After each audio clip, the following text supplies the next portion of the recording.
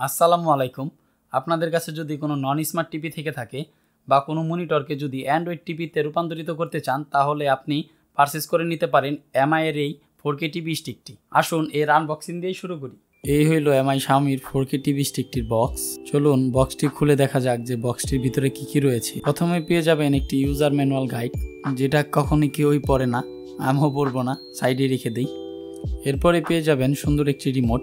তারপরে রয়েছে টিভি স্টিকটি দেখতে কিছুটা পেন ড্রাইভের মতো। তারপরে রয়েছে HDMI এক্সটেনশন একটি কেবল। এরপরেই পেয়ে যাবেন টিভি স্টিকটিতে পাওয়ার দেওয়ার জন্য একটি ডাটা কেবল, তার সাথে পেয়ে যাবেন একটি চার্জার। চলুন জেনে নেওয়া যাক এমআই এর এই 4K টিভি স্টিকটির বিস্তারিত। এই টিভি স্টিকটি আপনাকে সর্বপ্রথম একটি HDMI পোর্টের সাথে কানেক্ট করতে হবে।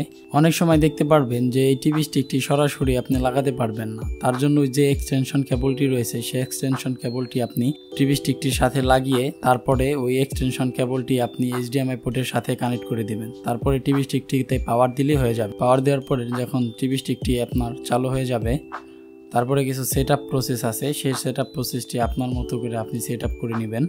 টিভি স্টিকটির UI খুবই স্মুথ লেগেছে আমার কাছে, অনেক স্মুথলি চলতেছিল। আর আপনারা দেখতেই পাচ্ছেন যে অ্যান্ড্রয়েড 11 রান করতেছে টিভি স্টিকটি, যেটা লেটেস্ট বললেই চলে। এই টিভি স্টিকটির ভিতরে 2GB র্যাম এবং 8GB ROM ইউজ করা হয়েছে। এই টিভি স্টিকটির ভিতরে ক্রোমকাস্টও দেওয়া আছে। ইজিলি যে কোনো ফোনের সাথে আপনি এই ক্রোমকাস্টটি কানেক্ট করে নিতে পারবেন। আপনারা দেখতেই পাচ্ছেন ইউটিউব অ্যাপটি কতটা স্মুথলি চলতেছে।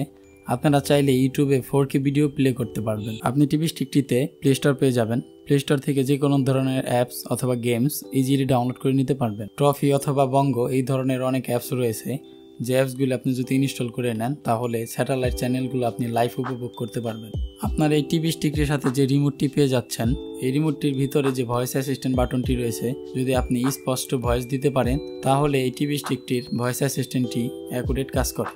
এই ভয়েস অ্যাসিস্ট্যান্টটির দ্বারা আপনারা যে কোনো কিছু ইজিলি ভয়েস দিয়েই সার্চ করে নিতে পারবেন। আরেকটি কথা জানিয়ে রাখতে চাই, এই টিভি স্টিকটির ভিতরে কোনো অডিও জ্যাক পোর্ট নেই, যার কারণে আপনি চাইলেই কিন্তু কোনো স্পিকারের সাথে এই টিভি স্টিকটি কানেক্ট করতে পারবেন না।